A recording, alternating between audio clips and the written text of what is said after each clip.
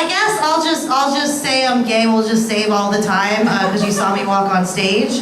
I feel like everyone in my life, and not in my life, that just sees me, they get it. Like, people don't even ask if I'm gay anymore. They just ask how many cats I have. And it's 2, only 2. I'm working on a 3rd though. I just moved to a new neighborhood. So if you live in the 7th ward and that cat that was hanging outside your house is no longer outside your house, they are at my house. All you do is move to a new neighborhood, you walk outside as a lesbian and you just go pss, pss, pss, Subaru. And all the cats show the fuck up. Like, I'll never forget though, like I'll never forget the moment that I became gay. You know, you never forget that moment. I became gay at birth. Or for you conservatives out there, conception. That is as political as this set is gonna get, I promise you that. I do. A lot of gay comics though, like we get on stage and one of the first things we do is find a cool, funny way to come out to y'all, which I just did, fucking nailed it. And I think we do that, at least I do that, because coming out in real life is really hard. Coming out in real life is hard, it's scary, you don't know what's gonna happen. Like I came out to my parents and my parents were immediately worried for me. They were so worried, they were like, Amanda, we're worried you're gonna have a hard life. And I was just like, Mom, Dad, if you're worried I'm gonna have a hard life, then give me some fucking money. Like, give me all the money. I'm fine with my identity as a lesbian, but my identity as a broke person can go fuck itself. Right? I'm like, Mom, Dad, get in here, pray away that poor. Just pray it away. I don't want to be gay for pay, I want to be gay with pay. Like I said, everybody in my life knew, they've always known I was gay. Like when I was born, my afterbirth was a tool belt. Then I just took that tool belt and I sewed my mom right back up. She does not like that joke. She does not enjoy that part of the joke at all. At all. I'm not originally from New Orleans. I'm originally from Los Angeles. And I moved here for one of the 2 reasons that people move here. The 2 reasons are, number 1, you're dating a girl that lives in New Orleans. Number 2, you are trying to date a girl that lives in New Orleans. Like if you see a transplant, just ask them, what's her name? What's her name? I met someone who was born and raised here. She was never gonna leave here. So I moved here to be with her. I did, and she was perfect. She was perfect. She was hot. She was nerdy, and she was a Jehovah's Witness. Like, if you haven't dated a Jehovah's Witness, fucking do it. Fucking do it. Like, she was a witness in the streets, but very much a participant in the sheets. Like, she really knew how to ring my doorbell. Oh, man, and she had this move called the Watchtower. Describe it to you. I'll just tell you, they use 2 hands. And I miss it a lot. I do. You know, it's great dating a Jehovah's Witness. They don't celebrate any holidays. Like, it's fantastic. I didn't have to buy Christmas presents, birthday, but she didn't even know what her birthday was. Like, it was fantastic. It was lovely. I loved it. The problem was, I did the lesbian thing, and some of y'all might relate to this, where I got a girlfriend and then I came out of the closet. Because I wasn't gonna do that shit by myself. So I did that, so I'm dating someone who's in the closet, and just came out, and I'm out and proud, and I just wanna shout it to the world, you know? I'm wearing shirts that say things like, proud vegetarian. Like, is it gay in here, or is it just me? My other penis is a fist.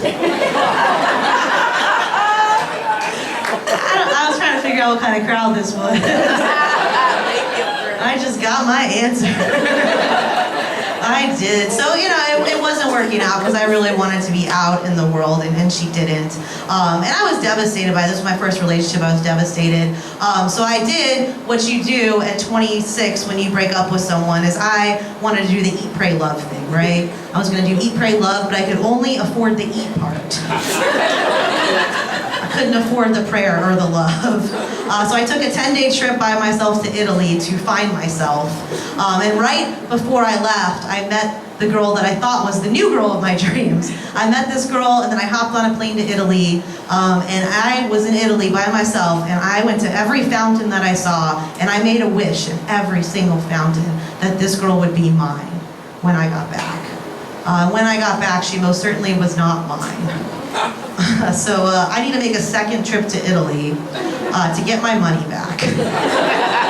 Those fountains promised me lies.